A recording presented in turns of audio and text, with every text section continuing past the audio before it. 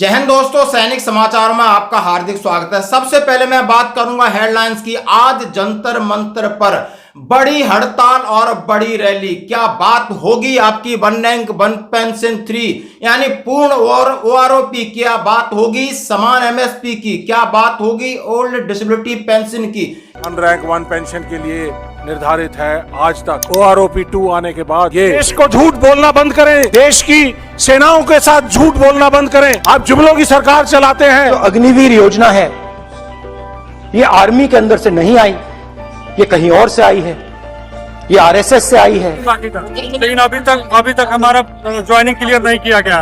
राहुल गांधी जी ने वादा किया अग्निपथ योजना खत्म करना है। अग्निपथ योजना का रिव्यू नहीं चाहिए, इसको खत्म करना है। क्या सिर्फ बात अग्निपथ की होगी? आखिर कौन कर रहा है, क्या कर रहा है, उसके बारे में बात करेंगे। और दूसरी बात करेंगे, एमओडी क्यों नहीं दे रही 3% इंक्रीमेंट, जबकि लेटर हो गया है जारी, सभी डिपार्टमेंट दे रहे हैं। अभी भी जेसीओ जवान पेंशन आ रहे हैं, परेशान है। आखिर कब होगा यह फैसला? क्यों नहीं दे रही, जबकि एक आदेश सुप्रीम कोर्ट का निकल चुका है और बिल्कुल आप कैग की रिपोर्ट आ गई है, सब कुछ इंप्लीमेंट हो रहा है। और बात करूंगा, जवानों को लोग कह रहे हैं जबरदस्त इनकी पहले 48 घंटे में एक झूला पुल बना करके लोगों को उन्होंने डोनेट किया कि जाइए हम आपकी जिंदगी कर रहे हैं आसान। ऐसे सूरवीरों को सैल्यूट। तो खबरें करते हुए साथ सबसे पहले मैं बात करूंगा आज जंतर मंतर। आज है 25 जून, सुबह 10 बजे से हड़ताल है। और कौन कर रहा है इसकी अगुवाई कर रहे हैं? ऑल इंडिया कांग्रेस कमेटी यानी उनकी एक्स-सर्विसमैन विंग। उन्होंने सभी भूतपूर्व सैनिकों को आह्वान किया है। लेकिन दोस्तों क्या किया है कि अग्निपथ योजना को लेकर उन्होंने कहा है और पेंडिंग भर्ती जो कि 1.5 लाख युवाओं की भर्ती पेंडिंग है, उसके लिए उन्होंने आह्वान किया है कि आइए आज जंतर मंतर पर।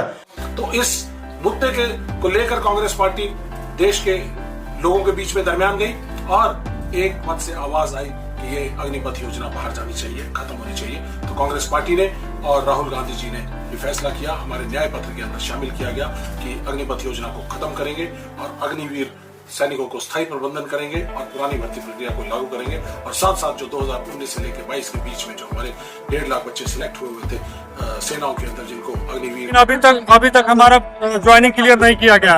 राहुल गांधी जी ने वादा किया है कि अगर हमारी सरकार बनती है तो हम सभी युवाओं की भर्ती कराई जाएगी और जल्द से जल्द अग्निपथ योजना खत्म किया जाए। हम सरकार को ऐलान करते हैं, सरकार को चैलेंज करते हैं कि आपको अग्निपथ वापस लेनी पड़ेगी।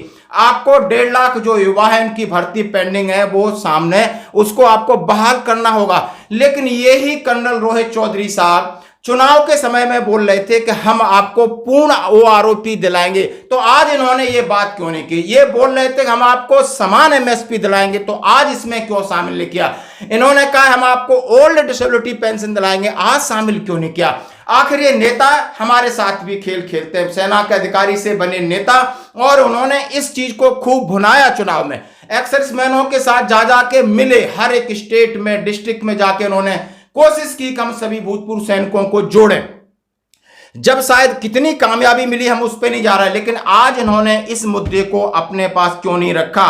क्यों आज सिर्फ इन्होंने अग्निपथ की बात की? क्यों आज इन्होंने सिर्फ 1.5 लाख पेंडिंग भर्ती की? और उन्होंने कहा है कि देश की सुरक्षा और समर्थाओं के लिए, युवाओं का न्याय दिलाने के लिए ये मेरी लड़ाई जारी रहेगी और अधिक से अधिक भूतपूर्व सैनिक और जो भी गणमान्य व्यक्ति वो हमारा साथ दें जंतर मंतर पर। आज आप समझ सकते हो कि किस तरह इन्होंने ओआरओपी और एमएसपी और डिसेबिलिटी पेंशन से अपना पीछा छुड़ाया। आखिर अब हम आगे क्या करेंगे? तो बढ़ते हैं एक और बड़ी खबर की तरफ, जैसा कि एमओडी क्यों नहीं दे रही इंक्रीमेंट। हाँ जी दोस्तों, नेशनल इंक्रीमेंट की बात कर रहे हैं, जो 3% आपकी बेसिक पेंशन में बढ़ोतरी होती है और रिटायर्ड होने वाला उसके साथ उसको ग्रेच्युटी ज्यादा मिलती है, कम्यूटेशन ज्यादा मिलता है, लीव इन कैश ज्यादा मिलता है, सारी चीजें पर मंथ उसको पेंशन ज्यादा मिलती है। लेकिन ये लेटर जारी होने के बाद, माननीय सुप्रीम कोर्ट के ऑर्डर के बाद सभी विभाग इसको लागू कर चुके, लेकिन सेना इतनी डिले क्यों कर रही है? सेना को क्यों डिले कर रही है? और सीधा सीधा लेटर है, वो जो लोग मांग रहे थे उनको चाहिए। कब से किसको इफेक्टिव है, एक बार हम इसको पढ़ते हैं। ये सीधा सीधा लिखा है, circular number 2, office of the comptroller and auditor general of India, Deendayal Upadhyay Marg, यानी भारत के नियंत्रक और महालेखा परीक्षक का कार्यालय से एक लेटर जारी होता है। 2, all the head of office in सभी ऑफिस हेड के लिए DG, commercial, PD, director, grant of national increment of central government employees retiring from service on 30th June 31st December। उन्होंने कहा है, sir madam, the honourable supreme court has ordered allowed the grant of one annual increment of the petitioner retiring 30th June or 31st December, which they earned on the last day of their service for rendering 1 year qualifying service, यानी proceeding 1 year of the date of retirement। यदि वो लोग इस पूरी सेवा करने के बावजूद 30 जून को रिटायर्ड होते हैं तो 1 जुलाई को मिलने वाला इंक्रीमेंट उन्हें दिया जाए। इसी तरह दिसंबर के लास्ट दिन रिटायर्ड होते हैं तो 1 जनवरी को उनको मिलना चाहिए। Has been decided by extend benefit of 1 annual increment with monetary benefit to all the employees retiring from service on 30 June or 31 December on completion of 1 year qualifying service for pension and pensionary benefit, irrespective of whether they are party applicant, court case not respect of said। उनका जरूरत नहीं इसको court case करने की, सभी को पूरे benefit जो इसके साथ मिलते देना चाहिए।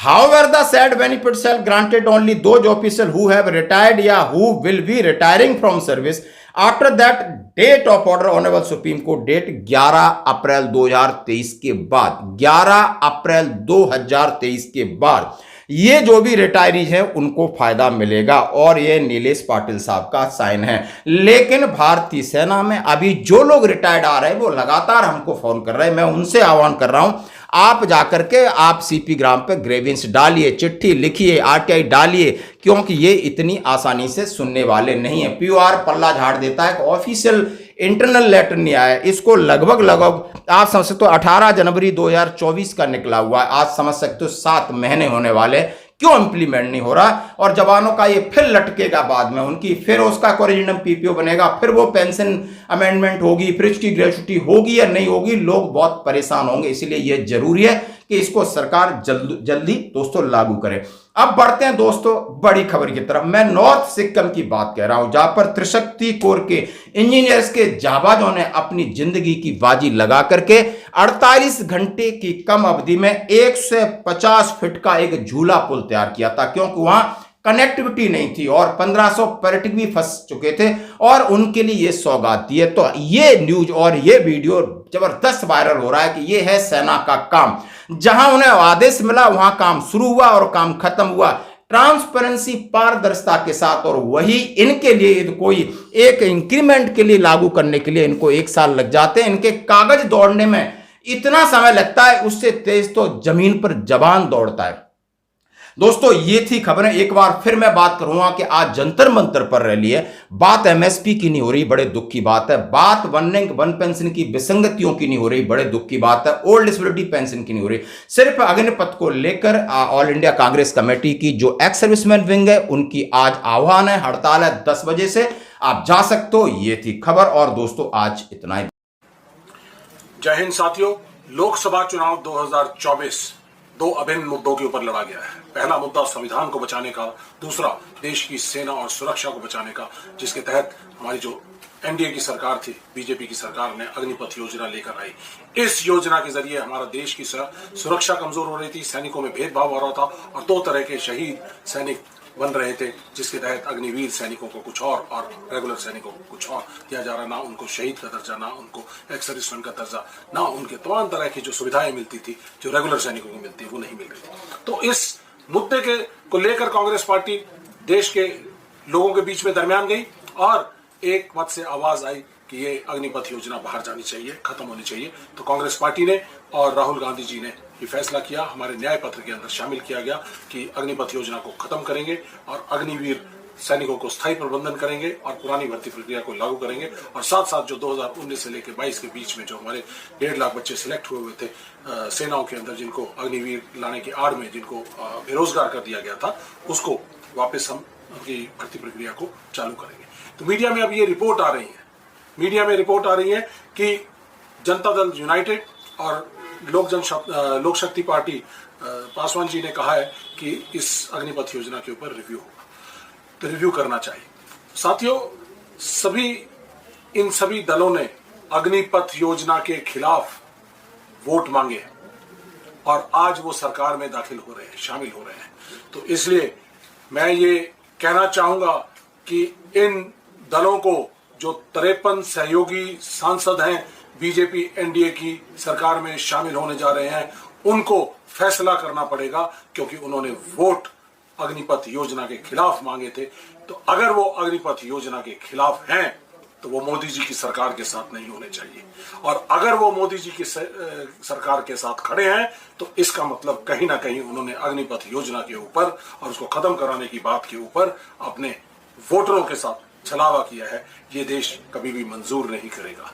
जहां तक बात है बीजेपी की, इस चुनाव के दौरान बिहार में, झारखंड में, यूपी में, हरियाणा में, पंजाब में, राजस्थान में, हिमाचल में, उत्तराखंड में, सभी राज्यों के अंदर इनका वोट शेयर 12 से 14% के करीब कम हुआ है। और इसकी सबसे बड़ी वजह है क्योंकि यहां से, इस इलाके से सबसे ज्यादा सैनिक देश के अंदर आते हैं, और इन परिवारों, सैनिकों को की नर्सरी कहे जाने वाले इस एरिया के परिवारों ने खुलकर अग्निपथ योजना के खिलाफ, बीजेपी के खिलाफ वोट किया है। तो इसलिए 53 सांसदों से फिर दोबारा से मैं कहना चाहूंगा कि अपनी अंतर आत्मा को खगाले और उसके ऊपर विचार करें।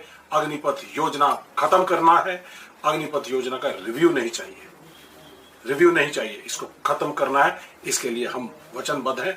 अगर आप इसके साथ हैं, खत्म करना चाहते हैं, तो बीजेपी का साथ छोड़ना होगा, और अगर बीजेपी के साथ हैं तो ये छलावा